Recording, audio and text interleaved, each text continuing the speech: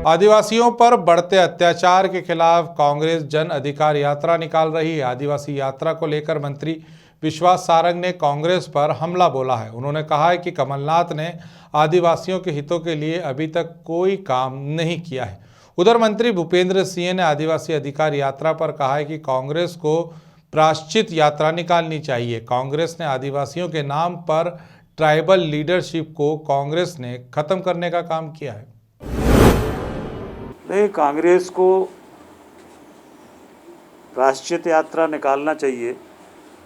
कांग्रेस को प्रायश्चित करना चाहिए कि उनके कारण कांग्रेस में हमेशा राजा महाराजा और उद्योगपति राज करते रहे आदिवासियों के नाम पर।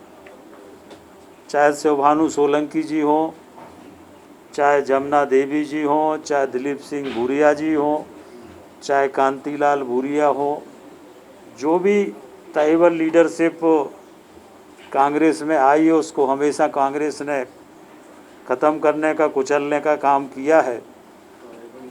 और भारतीय जनता पार्टी में हमेशा ट्राइबल लीडरशिप को सम्मान दिया गया है और इसलिए पिछले समय हम लोगों ने अधिकांश ट्राइबल सीटें भारतीय जनता पार्टी ने जीती थी।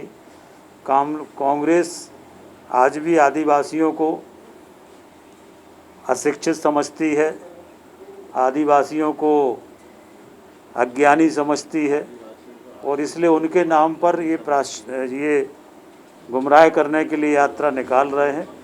वो प्रायश्चित यात्रा निकालें तो ज़्यादा ठीक होगा। मैं पहले भी कह चुका हूं कि जिनके अधिकारों पर हर समय कुठाराघात कांग्रेस ने किया, उनके अधिकारों की बात बेमानी सी लगती है जो कांग्रेस कर रही है। सही मायने में तो आदिवासियों को हमने अधिकार दिए हैं, उन्हें मुख्य धारा से हमने जोड़ा है। ये बात सही है कि कांग्रेस ने हर समय आदिवासियों के साथ छलावा किया है। मैंने पहले भी कहा था, यदि कमलनाथ जी इतने ही आदिवासियों के हितैषी होते तो शिवराज सिंह चौहान जी ने जो शहरी आदिवासियों को सम्मान निधि 1000 रुपये महीना देने की योजना शुरू की थी, वो कमलनाथ जी ने बंद क्यों की?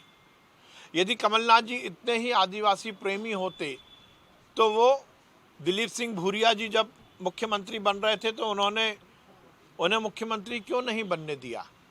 यदि कमलनाथ जी इतने ही आदिवासियों के हितैषी होते तो 15 महीने की सरकार में वो ये बता दें कि एक भी कदम उन्होंने आदिवासियों के हित में लिया हो। वो 50 साल तक मध्य प्रदेश में राजनीति करते रहे। उनके क्षेत्र में छिंदवाड़ा में भी बड़ा आदिवासी बेल्ट है। बल्कि आपको ये ज्ञान होगा कि जब लोकसभा की सीटों का डिलिमिटेशन हो रहा था तो छिंदवाड़ा की सीट रिजर्व हो सकती थी। वहाँ पर आदिवासी संख्या की बहुलता थी और यदि छिंदवाड़ा की सीट आदिवासी होती तो उस क्षेत्र के आदिवासियों को ज़्यादा अच्छे से प्रतिनिधित्व मिल सकता था। पर कमलनाथ जी ने अपनी राजनीतिक रोटी सेकने के लिए और स्वयं सांसद बनने के लिए उस डिलिमिटेशन जो परिसीमन हो रहा था उसमें भी धांधली करवाई और छिंदवाड़ा की सीट को आदिवासी सीट नहीं होने दिया।